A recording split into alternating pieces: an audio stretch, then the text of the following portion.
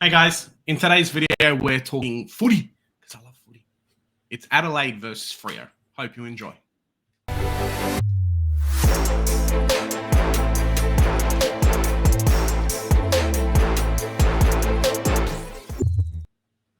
Joe, this game's a bit of a parallel. One team's doing really well, one team's pushing for finals, and the other one's kind of on a rebuild. Is that how you kind of saw it? Kind of yes, but I think this rebuilding team is starting to show a lot of promise. I know a lot of people considered the Adelaide Crows to be one of the toughest teams to analyze coming into this season.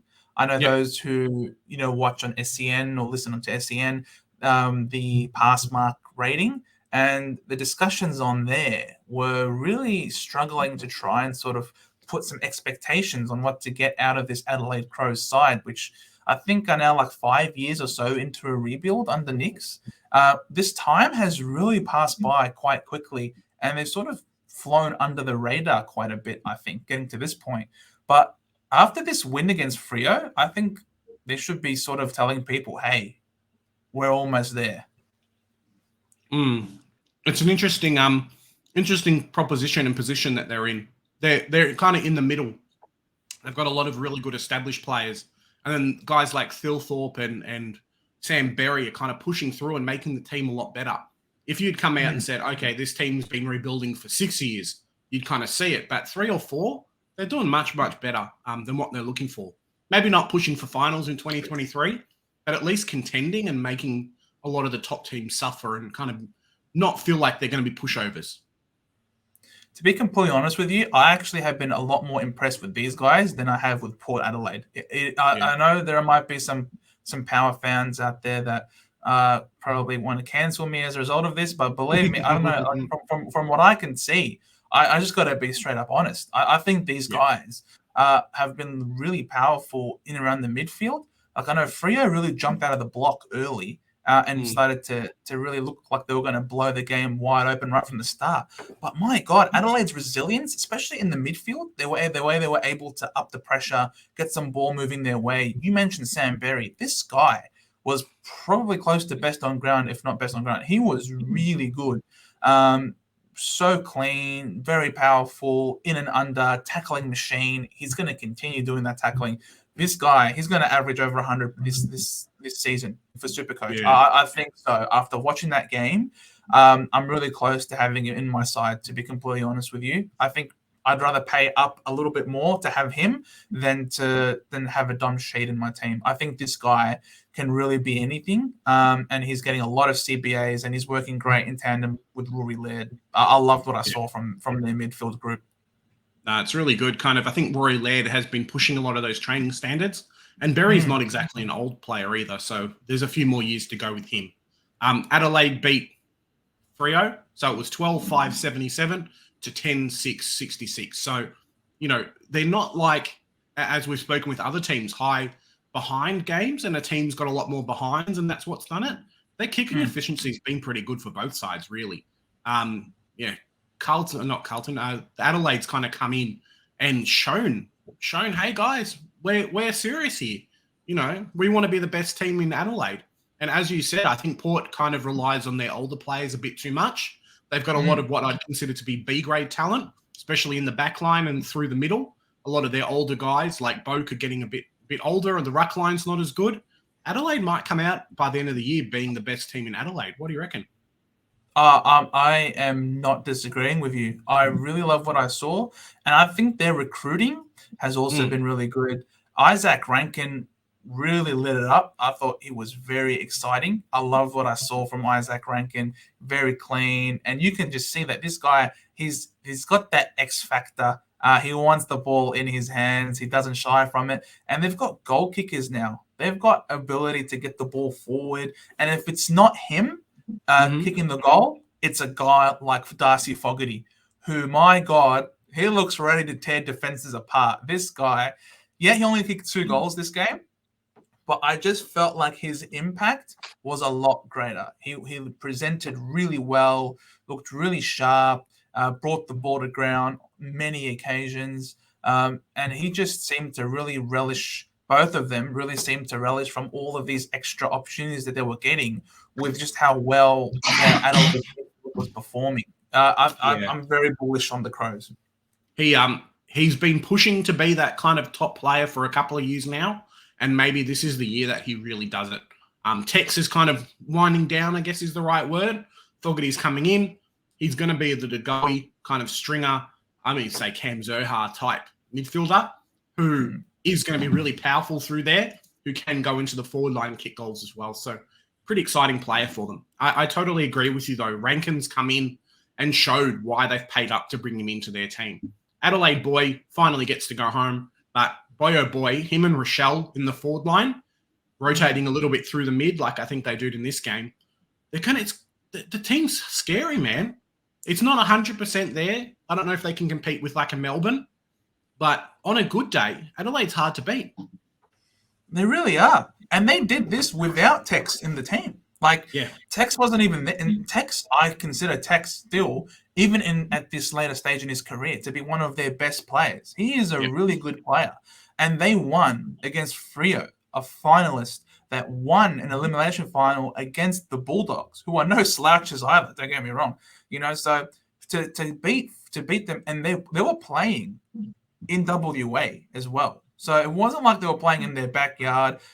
This was a great showing from Adelaide, who really dominated from the scoreboard. It just felt like Adelaide were well and truly on top, and I think the scoreboard flattered Freo a bit because especially in the third quarter, it was, I think, from halfway through the first quarter when they arrested the momentum and stabilized. I think they had the upper hand until they really dominated in the third quarter. They think like the first 5 goals of that quarter really halted Freo's transition and just had a lot of forward entries themselves.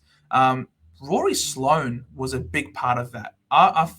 His injury and him being out of the game, I think people have forgotten just how good of a player he is. He was amazing. Yeah, it was basically a locked premium for a few years. Obviously not last year and maybe the year before, but before pre-injury, boy oh boy, a lot of people had him in their teams, if you can remember that far back, and kind of showed us on that day why they did. Looking more at Freo now, some of their new recruits like O'Meara and Jackson did okay, but didn't really set the house on fire. Kind of a little bit of warning signs there saying, hey, is it just a midfield mix that they're trying to work out? Are they just trying to get the kinks and the bugs out of the team before they really try and improve for next or for the season this year? Or do they have serious issues, Joe? Yeah, it's interesting. It looked like they weren't running a lot of players through that midfield mix. It seemed like they sort of know who their midfield mix is going to be, and they just sort of committed to them. It's good to back your guns in, I suppose, and to back your system. But if things start to go out of hand, like they did, particularly in this game, you might want to change something up. And it didn't look like they had that card that they could, that switch to flick in this game. They seemed to really just stay true with what they had, which was the likes of O'Meara, who I think O'Meara had a really great game for them. He had a lot of tackles, a lot of contested possessions, quite a few clearances, particularly early on. But once Adelaide started to get on, and Brody as well, these two had a great combination, I think. Him and Brody just, I don't know if Brody can somehow speak to some sort of intellectual property lawyer and really get a patent on that flick handball, because he really owns that, man. And it works so well for him. He needs to put a patent on that. But him and O'Meara really had a great duo in that midfield, especially in relation to contested ball things. But once Laird and Berry started to get on top in the midfield, things started sort of going away from them. So that was probably my biggest concern for Freo. Speaking of another player kind of on a roll is Nat Fyfe. He's been talked about a lot in the preseason about, moving forward, he's not going to be very good. Slowly, he's almost forcing himself into my team.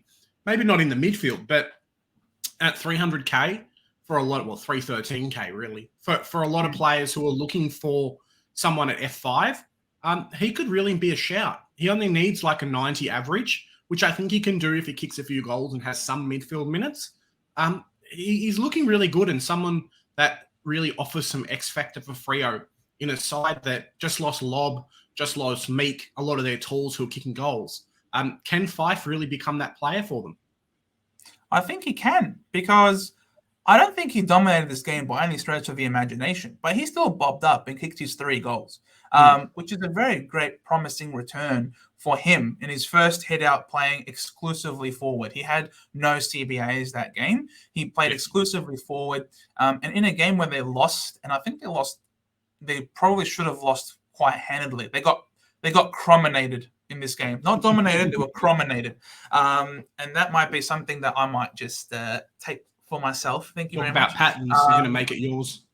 That's mine now. So I wish I was a Crom supporter. That would have been really good. But he looked really good. Don't get me wrong. If he can somehow get some midfield minutes moving forward, it would be awesome. But I'm not sure how likely that is to be now with the news that Jackson had some delayed concussion.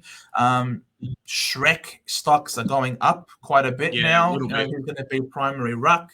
But unfortunately, that just leaves their forward stocks too low.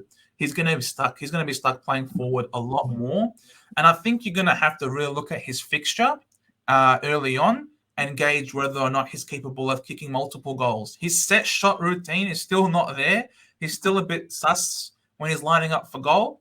But if you think he can fix it, come before round 1, and you think he can kick a bag any point in time early on, then he is definitely a fair shout for you. I'm not going to say he's definitely a wait and see.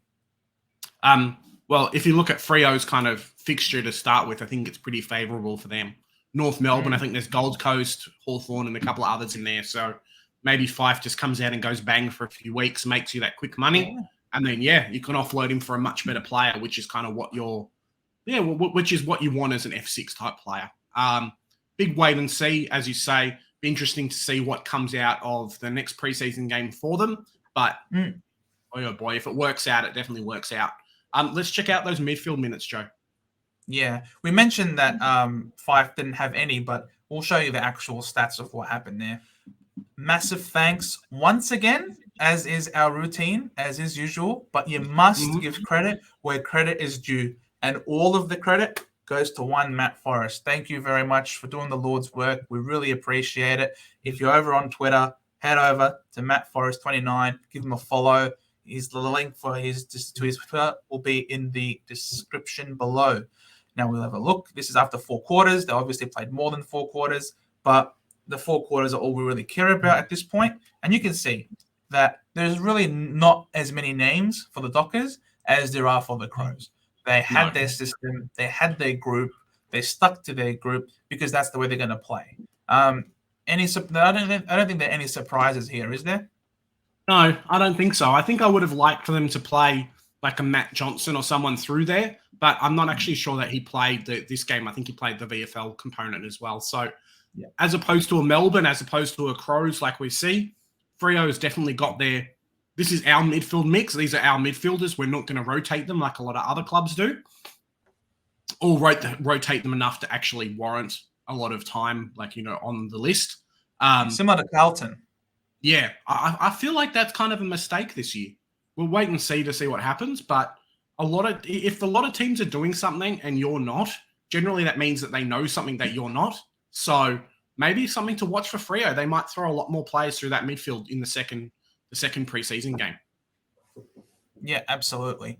And we mentioned this guy, massive standout. Sam Berry looked awesome. 68%. He's been well and truly given a lot of responsibility. Laird just did Laird things. The guy tackled, disposals, and not even just disposals. Efficiency, so good. His decision-making was sensational. A lot of score assists from his 64% compared to Berry. I think Berry, his disposal let him down a bit. If his disposal was clean, he'd be an absolute lock. But he's a bit of a butcher. Laird, on the other hand, he was absolutely clinical with everything he did. Sensational. Schoenberg, Crouch, these guys are in the 40% range. And then you can see that they are really trying to run more people through there. Whether or not this continues, something obviously to be tracked. because obviously if they are just there just to try and give some experience to some like Rochelle, for example, or Rankin, Keys, he's obviously had a marked reduction in his centre bounce attendances. That was something that was reported in the preseason, and it's actually played out. He's playing a lot more half forward for the Crows. You can see that he's taken a massive hit, and a lot of it has gone to Berry. So I'm not really surprised by this, but definitely the Crows are one that you really got to keep an eye on in this next preseason game. Yeah, 100%. Totally agree with you. I mean, if we get Keys DPP, that's another player on top of Petrarca and Gorn and all these other guys who could be a real option for us in Supercoach.